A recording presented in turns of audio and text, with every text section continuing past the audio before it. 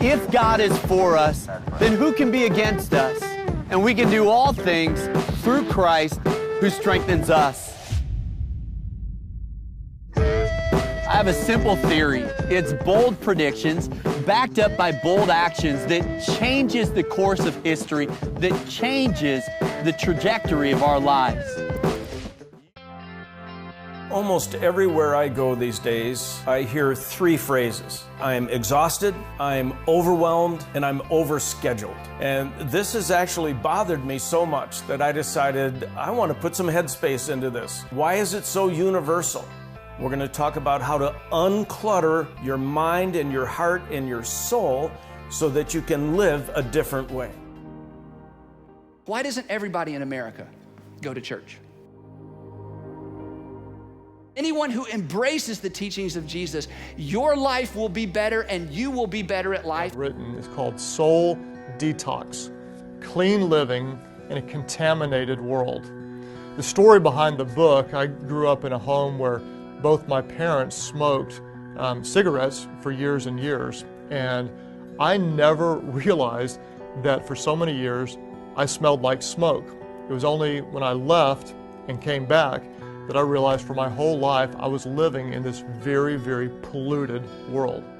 The reality is that all of us, we're living in that same sort of pollution today.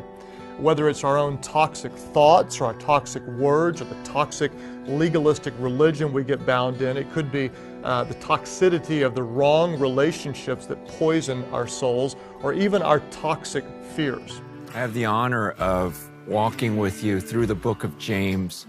It's about true faith. James is writing to a group of people who have lost their homes, they're being persecuted, and even where they're ending up, they're still running into all sorts of problems. He says, these trials that you're going through, this isn't a waste. This isn't even a coincidence. This is something God wants to use in your life. And so often we don't think about that. And so often in the Christian life, it's just billed as, oh, follow Jesus. He'll make everything wonderful. He'll take away all your pain. He'll make you rich. It's like, no. What God wants to do is not just make you happy. He wants to make you holy. Everybody I meet wants new revelation. I don't know how else to say it but that. Like everybody, they want new revelation. They don't, however, want to be obedient to what they already know. They want what's next. They want, teach me something new, or we could do what you already know, you know? You growing in truth, hear me, and I'm not talking intellectual understanding. You growing in truth is inseparably connected to you practicing the truth that you know. The best gift you can give your children is to create a God-honoring, happy, thriving marriage. A lot of times our friends look the same on the outside, but a lot of times they're different on the inside.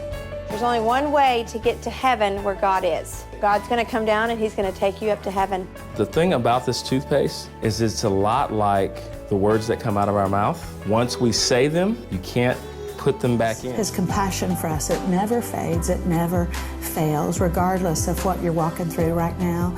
God sees you, He loves you, and He's not letting go.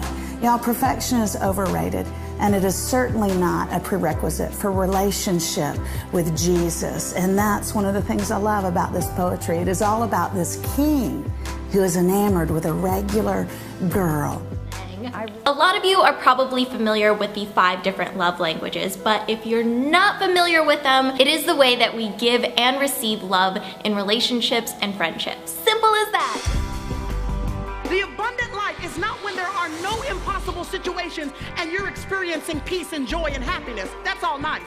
But what abundance really means is when you're in the impossible situation and right in the heart of your impossible, you say, now is the time for me to see and experience the fullness of God.